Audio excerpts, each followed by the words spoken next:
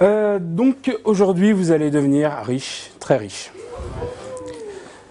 Mais d'abord un aveu, je vous ai menti. Vous n'allez pas devenir millionnaire, vous allez devenir milliardaire. Vous allez avoir le retour d'amour de votre bien-aimé. Ce soir vous allez rentrer chez vous, vous aurez des donuts. C'est génial, en fait c'était le truc d'avant. Donc aujourd'hui, je vais vous dire des secrets un peu inavouables, qu'il ne faudra pas que vous répétiez, mais qui sont des secrets qui vont vous permettre de distribuer les vidéos du quotidien que vous réalisez, comme vos vidéos de vacances, vos vidéos de mariage, vos sextapes. Avec ça, vous pourrez le faire facilement, pas forcément dans YouTube ou dans Dailymotion, parce que ça c'est la solution de facilité, mais tout seul, comme un grand. Juste générer votre vidéo, trouver un serveur et le lire dans un super player que je vais aussi vous montrer. Alors, déjà, avant de commencer, je vais commencer par les remerciements, parce que si je les fais à la fin et que rien n'a marché, ça va être plus. Donc, Romain Sauvez et Olivier Noël, sans qui rien de cela ne sera possible. Enfin, j'espère qu'il y aura quelque chose qui va être possible. Ouais, c'est ça, si ça marche. Donc je les remercie parce qu'ils ont travaillé plus que moi. Moi j'ai juste fait les slides et eux ils ont fait le reste. Alors super important, si vous avez votre tablette ou votre téléphone, vous pouvez vous connecter sur ce réseau qui s'appelle NetPerse et aller sur l'IP, il va y avoir quelque chose qui va s'afficher dans quelques instants. Et si vous voulez voir la presse en avance, vous allez sur bit.ly/Ludobos, c'est la presse que je suis en train de lire là. Alors, juste un petit name dropping, on fait partie d'une association qui est un groupe sur LinkedIn qui s'appelle OVF Squad. OVF Squad, qu'est-ce que ça veut dire? Ça veut dire Online Video Fresh Squad. C'est un ensemble de personnes qui travaillent dans la vidéo en France et qui réfléchit à comment on pourrait améliorer la distribution de la vidéo sur toutes les plateformes et aux difficultés que l'on a tous. Mon Twitter, Ludobos, pour ceux qui ne connaissent pas. Et un ensemble de liens où je regroupe toute ma curation sur la vidéo. Vidéo Everywhere with the Headache. Si vous allez sur bit.ly/Ludobos, vous retrouvez le lien. La démo. Et surtout la ligne magique. Si vous arrivez à répéter cette ligne magique 3 fois, vous êtes déjà millionnaire. Mais là, avec la démo, vous allez être milliardaire. Donc je vais vous demander un peu de votre aide. Je vais vous demander de faire la hola. On va commencer par là. Je voudrais qu'à mon top, est-ce que vous pouvez vous lever et lever les bras, s'il vous plaît? Allez, un petit peu d'effort. Et avec mon doigt, il faut que ça suive. On est d'accord? On va faire un test d'abord. Allez, c'est parti. C'est génial. Bon, maintenant, on va le refaire. Et cette fois, je vais l'enregistrer. Allez. C'est parti. Nickel. Donc maintenant on va voir si la démo va marcher à fond. Donc, alors cette application a été faite par Romain Sauvez. Et comme on est troll-dit, on peut le dire, hein, c'est fait en flex. Je ne sais pas si vous connaissez Vine ou Instagram. C'est une application qui permet d'enregistrer des vidéos courtes. C'est exactement ce qu'on a fait. C'est exactement ce qu'on a fait. Avec le fait que cette vidéo qu'on va produire, elle va être disponible sur tous les supports. Donc là, je vais la télécharger. Upload en cours, upload terminé avec succès. Donc maintenant, tout à l'heure, je vous avais montré, juste avant, une URL 10.0.0.2.1. Donc la vidéo, là, elle est en train de s'encoder. Et si vous allez sur cette URL, vous verrez apparaître un ensemble de liens. Donc je vous laisse le faire. Pour ceux qui ont l'application.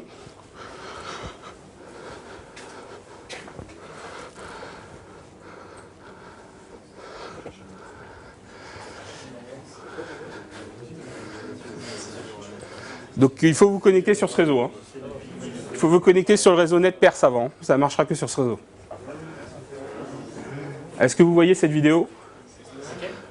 Voilà, c'est pour la première ou la deuxième. Donc, qui a un Android parmi vous? Ouais. Et ça marche? Ok. Qui a un iPhone parmi vous? Et ça marche? J'ose pas demander qu'il y ait un Windows Phone parmi vous. Mais sur Windows Phone, ça aurait marché. Croyez-moi sur parole. Donc, tout vient de cette ligne de commande, qui est une ligne de commande qui en fait qui est un secret pour personne. Mais si on regarde bien la documentation sur le web, vous trouverez pourquoi ça marche. Alors, il faut savoir qu'avant, effectivement, quand on devait développer sur le web ou sur le mobile, bon, il y en a un qui ne marche pas. On va dire que c'est la faute du téléphone. Avant, quand vous développiez sur des applications sur mobile, j'ose pas dire sur tablette, ça n'existait pas, ou pour le web, vous deviez développer tout un tas de formats différents.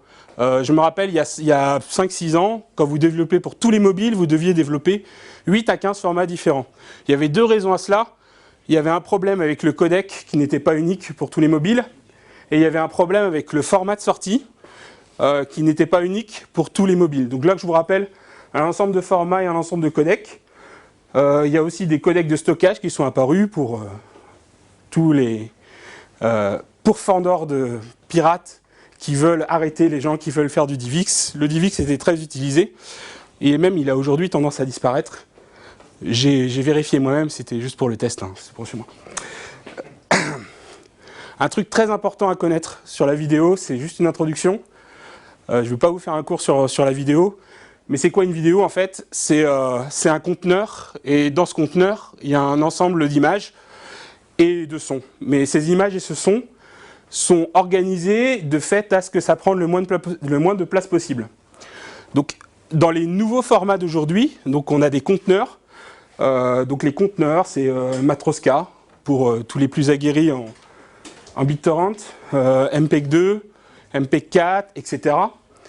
Ce conteneur, c'est un conteneur qui permet d'optimiser le transport sur les vidéos. Donc Matroska, c'est plutôt un conteneur pour le stockage, mais quand vous faites du MPEG-2TS ou du MPEG-4, c'est des conteneurs qui sont utilisés pour le transport sur Internet. Et ensuite, vous avez les codecs, et c'est là que rentre en jeu l'information que je vais vous donner, l'information super importante que je vais vous donner, qui va vous permettre de devenir millionnaire. Les codecs, c'est ce qui permet de minimiser le nombre de paquets qui sont transportés sur Internet, tout en gardant le maximum de qualité en sortie. Et le deuxième point, c'est que dans ces conteneurs, pour maximiser encore la place qui est tenue dans les vidéos, on multiplexe l'image et le son, de sorte que ça prenne encore moins de place que si on avait mis l'image à côté et le son.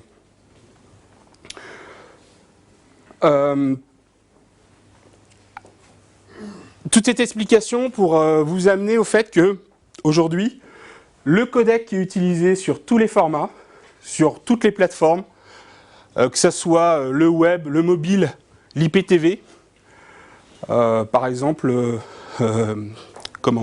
la TNT utilise ce codec-là, c'est H.264. H.264, qu'on appelle aussi Advanced Video Codec, donc qui s'appelle aussi AVC. Mais bon, AVC, H.264 c'est mieux. Et donc c'est là qu'on approche de l'information capitale d'aujourd'hui qui va vous permettre d'être millionnaire, je vous le rappelle, voire même milliardaire, voire même avoir le retour de l'être aimé. Le codec H.264, si vous allez sur Internet demain matin et que vous dites allez, je vais enregistrer une vidéo en H.264, ça va marcher partout, c'est Ludovic qui me l'a dit, et puis en plus je vais devenir millionnaire. En fait, ça n'a pas marché comme ça. Dans H.264, il y a plusieurs niveaux de codec.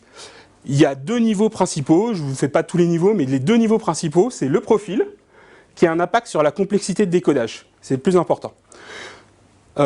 Plus le profil est élevé, plus la complexité de décodage est élevée, mais plus le transport est optimisé. Seulement, le problème, c'est que plus vous mettez un profil très élevé, moins il y aura de devices qui seront capables de le décoder.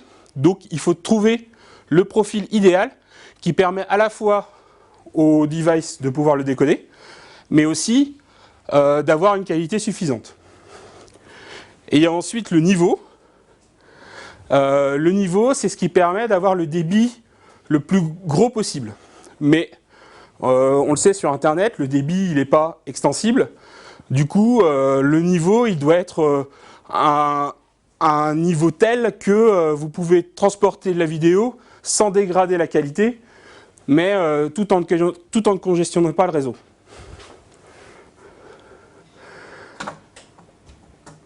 Donc, ce qui est le plus important, quand vous faites des vidéos, vous devez les faire, et c'est là où il est le secret.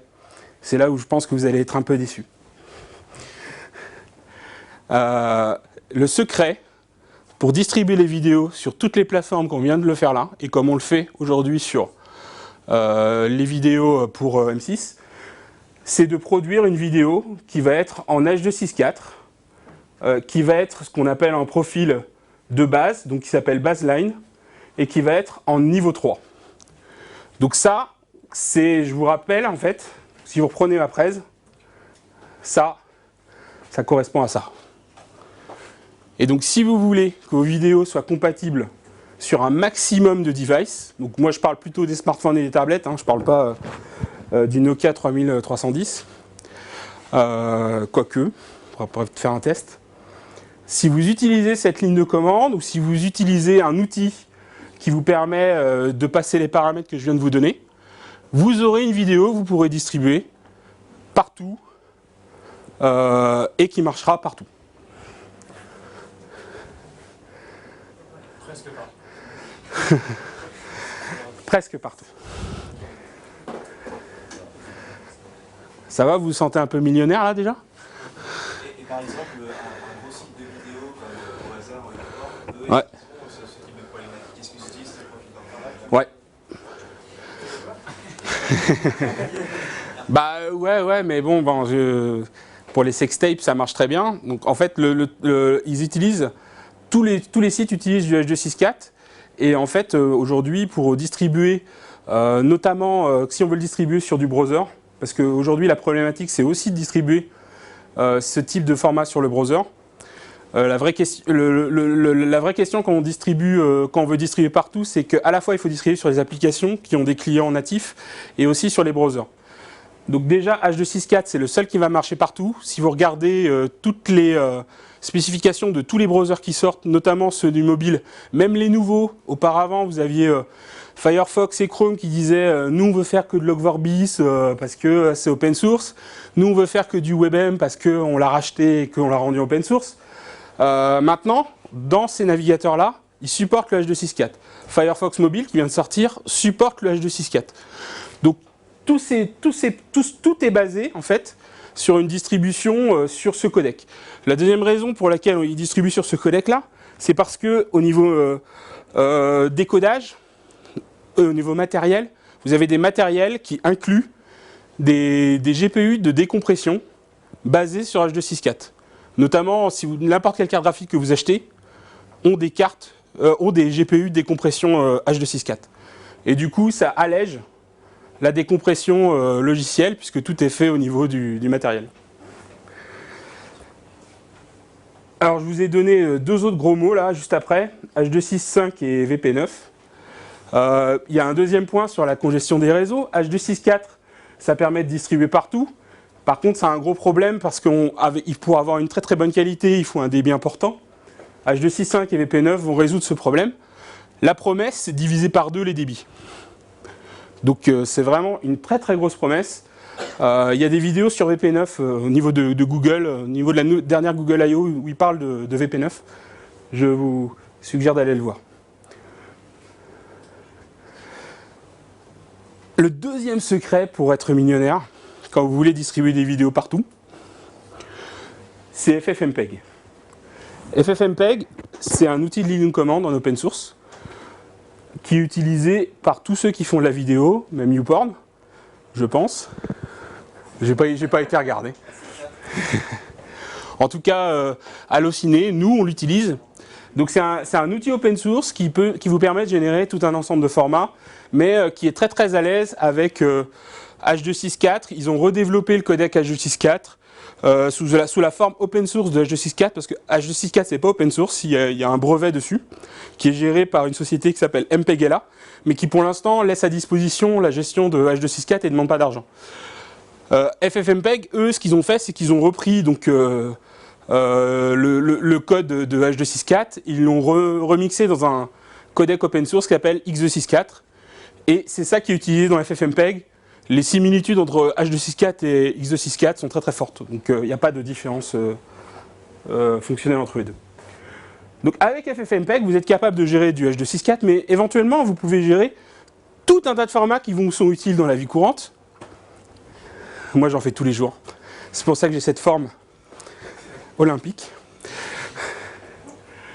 Et je vous donne quelques exemples, et si après cette presse vous n'êtes pas dégoûté de FFmpeg et de la vidéo, on a un bouquin dessus qui vous donne toutes les bases de FFmpeg, qui est soit sur le bureau d'Olivier, soit sur mon bureau. Et demain, si j'achète une carte Nvidia à 1 €, je peux faire un coordonnées au GPU? Ça dépend non, si, il y a des compilations de FFmpeg qui utilisent le GPU, mais il faut la compilation spéciale. Voilà. Avec CUDA, ouais. Avec CUDA. Là, il est vraiment très technique, lui.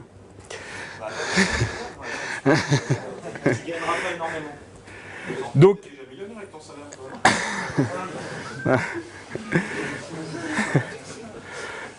Donc quelques exemples de lignes de commande, hein, si vous voulez recoder votre bibliothèque de MP3 qui est en web sur votre Windows, vous avez ça.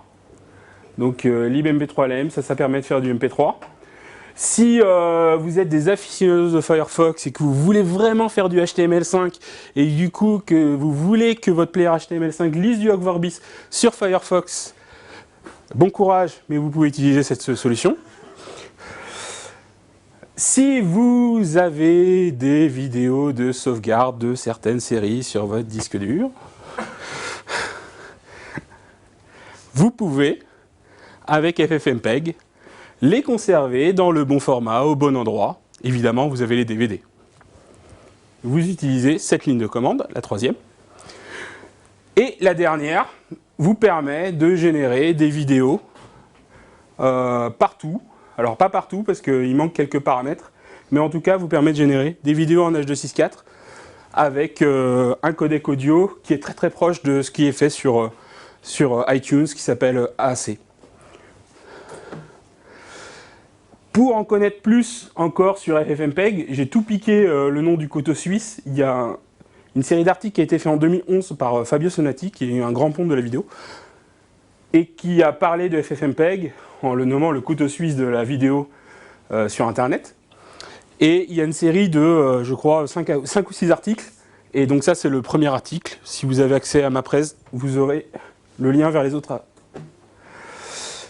Donc FFmpeg est utilisé dans plein de projets, notamment les projets d'encodage sur le cloud.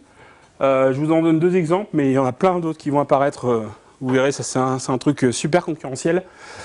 Zencoder, encoding.com, qui ont tout ce qu'il faut pour distribuer de la vidéo sur le web. Il suffit de leur envoyer de la vidéo, vous pouvez l'envoyer sur AWS. Il y a une super API, notamment sur encoding.com, Zencoder j'aime moins, mais il y a une super API, ça vous permet de faire plein de formats. Après, il y a peut-être des problèmes de paramétrage, mais ça fait le job. Si vous y connaissez rien en vidéo, mais que vous y connaissez en PHP, ça c'est génial. Alors d'autres projets qui utilisent FFmpeg, Handbrake. Handbrake c'est un outil. Donc là, du coup, si vous n'êtes pas à l'aise avec la ligne de commande, vous pouvez utiliser Handbrake, vous allez télécharger, et là il fait tout à votre place. Donc vous dites, je veux cette vidéo pour iPhone, vous cliquez, il appuie, ça lance FFmpeg, il y a la bonne ligne de commande qui sort, et c'est bon. XBMC aussi utilise FFmpeg. Donc XBMC, vous savez ce que c'est ou pas? Ou qui sait pas? Qui sait pas ce que c'est XBMC? Voilà, donc XBMC en fait c'est une sorte c'est un media center. C'est un media center open source qui s'installe sur toutes sortes de systèmes. Et dans XBMC, il y a pas mal de plugins qui vous permettent d'activer pas mal de services, dont par exemple des services de vidéo en Angleterre, en Asie, etc. Donc vous pouvez avoir accès à des chaînes lointaines. Il y a un plugin M6 Replay. Bon, je vous avouerai que je pense qu'on les a un peu embêtés et que ça marche plus. Mais il y avait un plugin M6 Replay qui était vachement bien.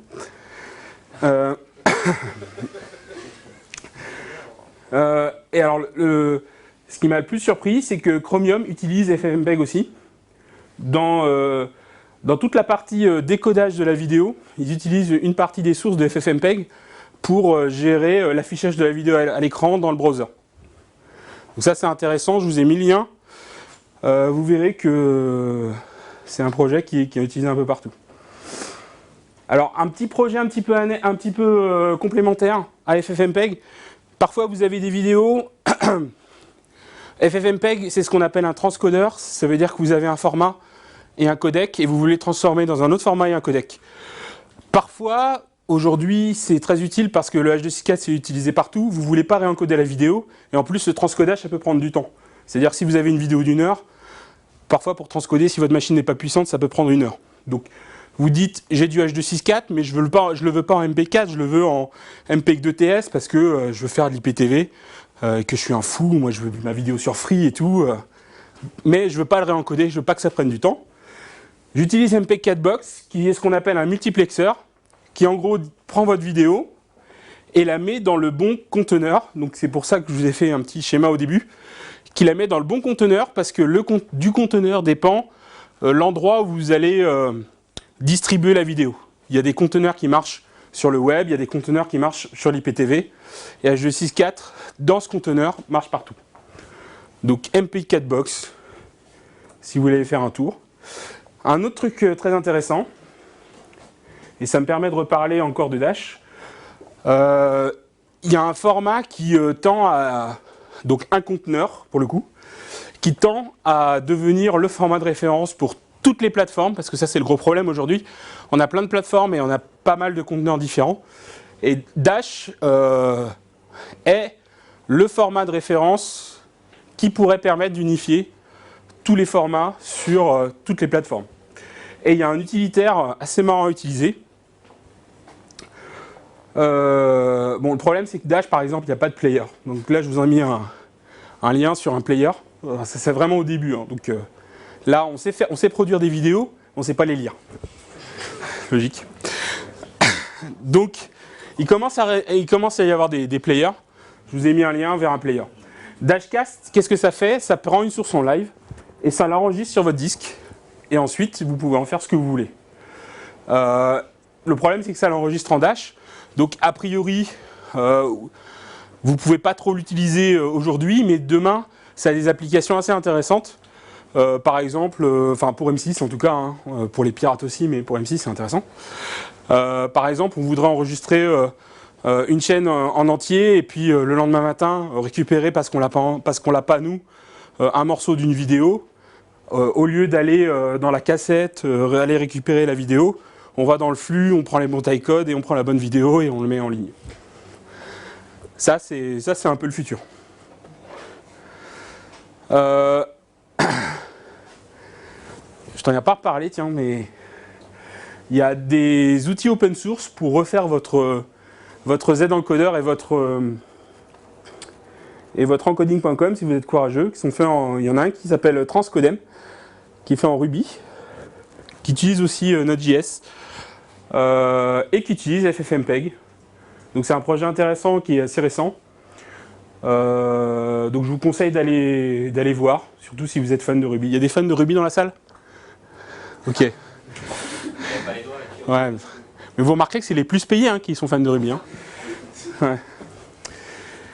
Une deuxième démo. Non, mais tout le monde peut le faire là. Vous avez tous, reprenez votre ordinateur ou si vous avez votre PC ou votre smartphone ou votre tablette.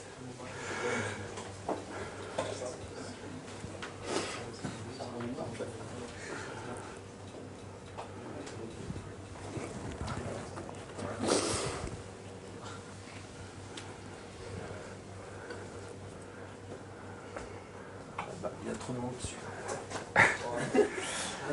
Donc pendant que la démo...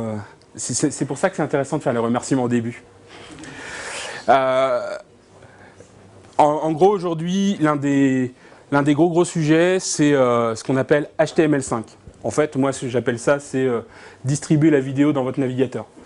Distribuer la vidéo dans votre navigateur, aujourd'hui, c'est un peu compliqué. C'était un peu compliqué parce que Firefox, Chrome et les autres se battaient en duel pour savoir quel est le format qu'on allait mettre en place. Donc, la bataille a été gagnée par H264. Donc ça, c'est bon. Par contre, pour faire du streaming, c'est plus compliqué. Faire du streaming, c'est en gros faire du live, par exemple, ou distribuer des grosses vidéos, mais en faisant, pas en faisant du téléchargement de votre fichier, mais plutôt en essayant de lire les paquets. Donc là, ce qui est en train de se passer, c'est que tout le monde est en train de lancer ses propres serveurs pour distribuer... on n'est pas sur Chrome aussi, non ? Pour distribuer de la vidéo en live. Et là, ce qu'on va vous montrer, en fait, c'est qu'en utilisant de l'open source, du libre, vous pourriez faire un serveur de live qui marcherait que sur Chrome. Ouais, c'est un Safari, ça. Faut que ça marche sur Chrome. Ouais, s'il te plaît, ouais. Il y a du monde qui est dessus sur le réseau? Mais on n'a pas un serveur de prod là. Ah non, mais on a dit qu'on faisait une démo, Olivier, il faut que ça marche. On n'a pas scalé encore. Non, j'ai pas fait de scale. Bah, le réseau Wi-Fi marche pas très bien, donc déjà c'est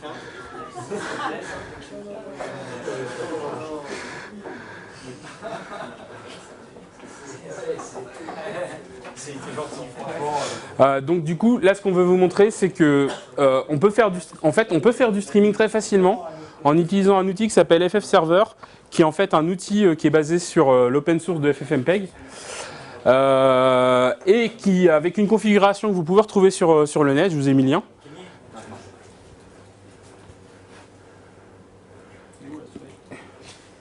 Et là.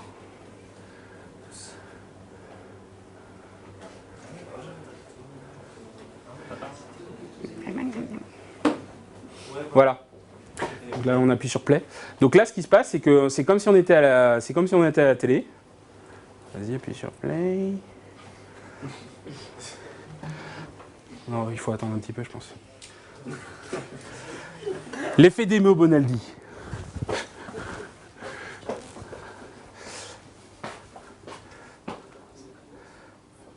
Bon, si ça marche pas, je vous laisserai faire le test, c'est super simple. Il faut lancer FFserver avec la config qu'il y a dans le lien. Et derrière, vous lancez une ligne de commande FFmpeg qui va pinguer sur ce serveur que vous avez en HTTP. Donc tout est en HTTP. Hein. Et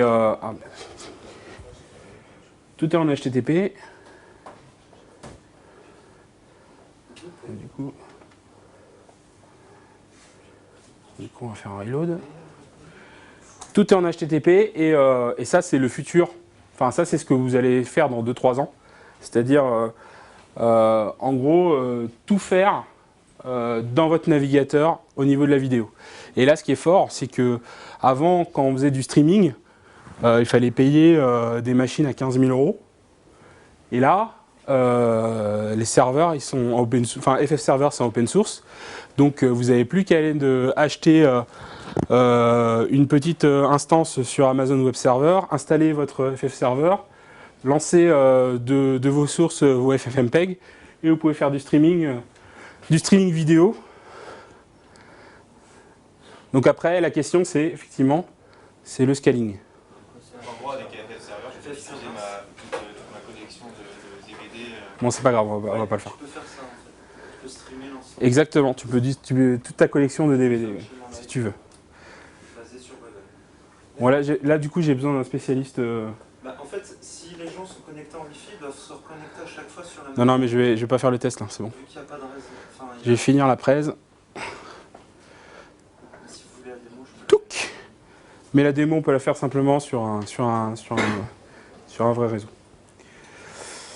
Alors là, je vous parle donc de ce que je viens de vous parler, c'est la suite logique.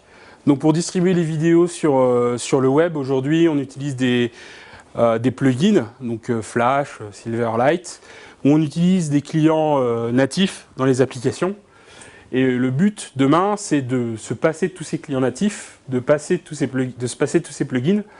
Et il y a des références qui sont en train d'être écrites, dont une qui s'appelle MediaSource Extension. MediaSource Extension, c'est tout ce qui a un rapport avec la balise vidéo, que vous retrouvez, tout ce que les gens appellent au niveau marketing Player HTML5. Et dedans, le deuxième trolley, vous avez le commencement de la définition de la DRM sur HTML5. Il y a une grosse bataille sur la DRM sur HTML5. Se fera pas. En tout cas, si elle se fera, elle est définie dans Encrypted Media Extension, qui va vous permettre de chiffrer les vidéos et de les protéger d'une certaine manière. Alors, je vous conseille de faire le test qu'on n'a pas fait faire marcher tout à l'heure. Là, aujourd'hui, je suis incapable de récupérer la vidéo que je suis en train de streamer en WebM. Et j'ai pas chiffré. Hein. Pas d'un point de vue technique, mais plus politique. Il y a une question politique, mais alors, pour moi, justement, il y a des gens aujourd'hui qui se battent, qui disent la DRM, ça ne sert à rien. En plus, là, aujourd'hui, il y a un combat entre le streaming et le download. On sait bien que d'un point de vue utilisateur, certainement que le streaming est meilleur, le download est meilleur. Donc, du coup, il y a des batailles comme ça qui font que si, par exemple, le download gagne, il y a peut-être moins besoin de faire des efforts sur le streaming parce que sinon, ça coûterait plus cher, etc. etc. Donc ça, c'est des choses qui se passent en ce moment. Si vous voulez, alors là vous allez devenir multimilliardaire. Si vous voulez construire votre télé, vous-même, tout seul, avec vos petits doigts, avec un ordinateur, vous pouvez, il y a plein d'outils, et je ne vous ai pas fait toute la liste des outils, mais il y a un autre membre d'OVFS Squad qui a fait la liste des outils pour moi, qui s'appelle Nicolas Veil, et donc il y a un lien. C'est le Do It Yourself Broadcast, comment construire votre chaîne de télé. Et dedans, il y a tous les outils open source pour construire votre chaîne de télé. Donc là, aujourd'hui, quand vous aviez des télés qui se construisaient avec des millions d'euros, là, on peut diviser par 10 ce coût-là, voire peut-être par 100, si on est malin. On peut relancer la 5 ? Hein ? On peut relancer la 5. Mais moi, je ne veux pas voir avec l'extraterrestre, là, j'ai peur.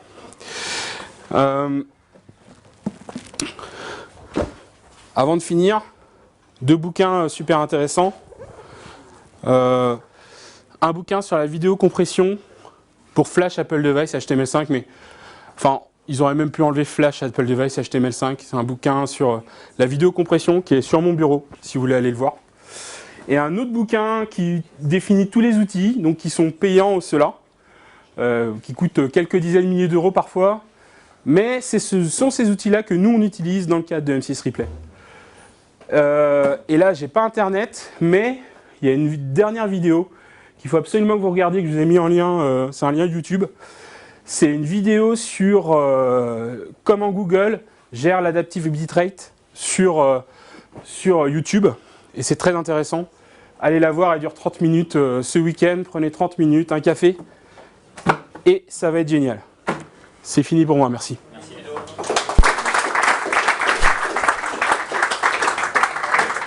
On va juste prendre une question parce qu'on est un peu à la bourre.